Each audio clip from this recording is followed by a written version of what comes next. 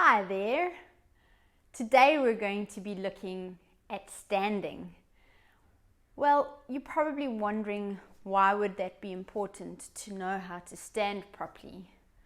So whether you're experiencing back pain or whether you have neck pain, knees, ankles or hips, or even if you just want to be physically well right now and into your twilight years, it's really important to become aware of your body and learn how to get feedback from all the different muscles and joints so that your brain can adjust your position nicely and make sure that you aren't in so much pain.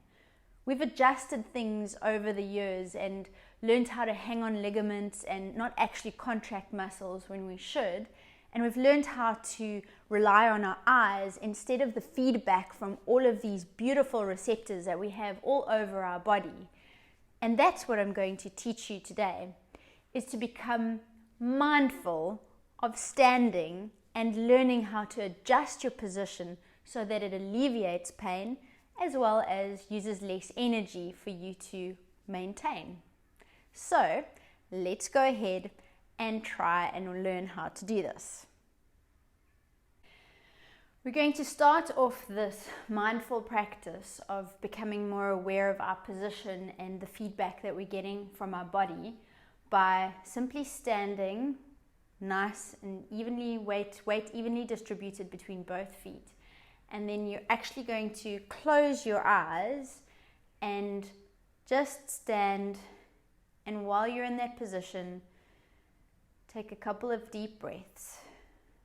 What I would like you to do is now to draw your attention to your feet. What I'd like you to try and feel is, are you putting more pressure on one leg or one foot or the other foot? Where is your pressure? Is it more towards the toes or is it more towards the heels?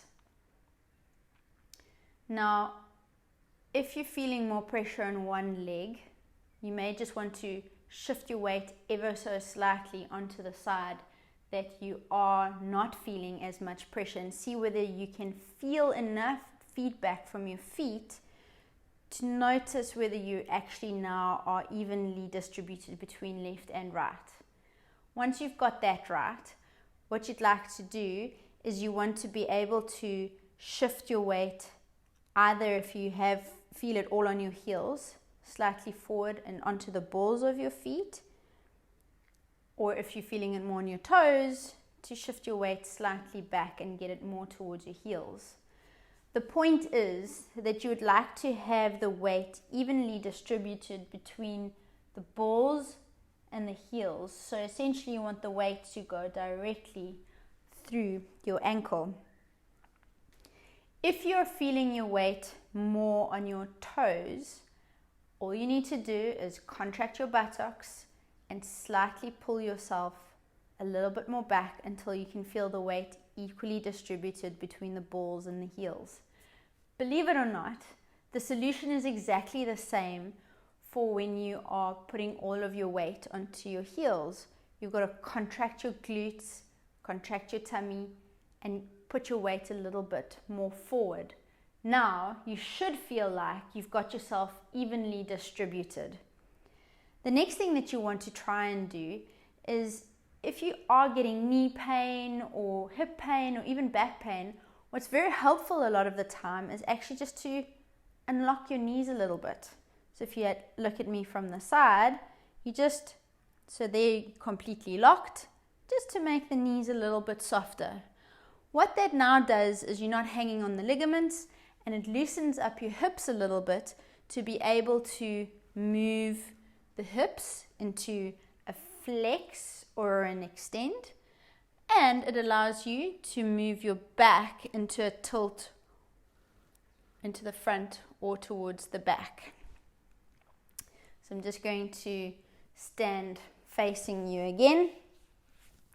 So all you're going to do is unlock the knees a little bit, bend from the hips and see whether that relieves you, or extend your hips, see if that relieves you.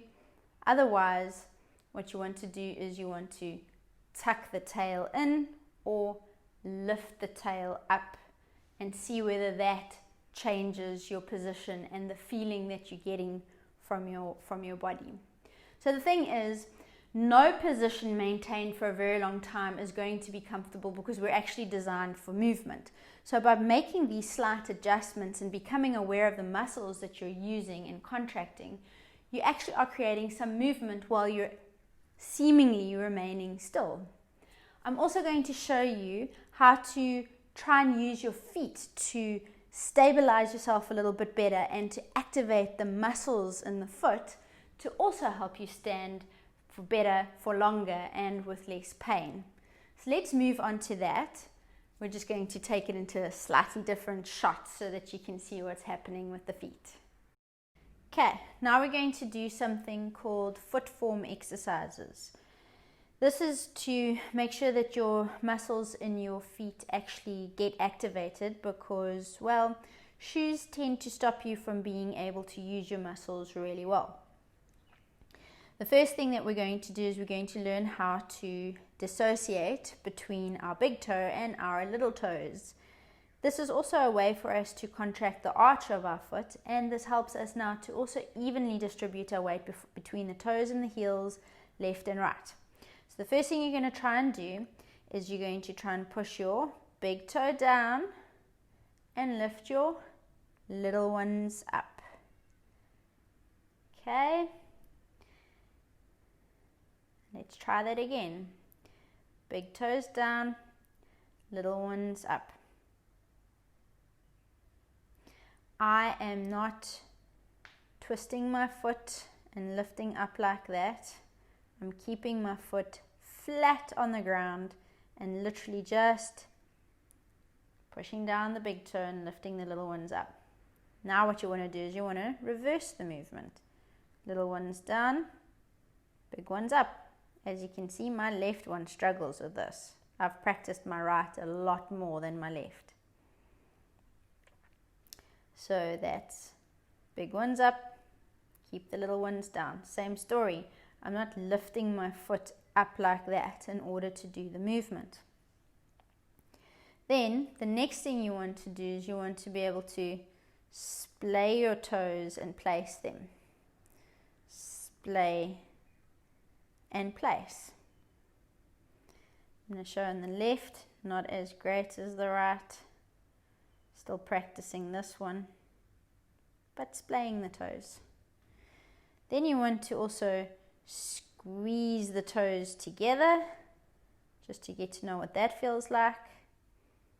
Squeeze them together. Okay. You're welcome to try the pulling of the toes underneath, but that's not the best movement in the world, but it does give you some sense as to what's happening inside your foot. The last thing that I'm going to show you is basically how to shorten your foot and to raise up your arch.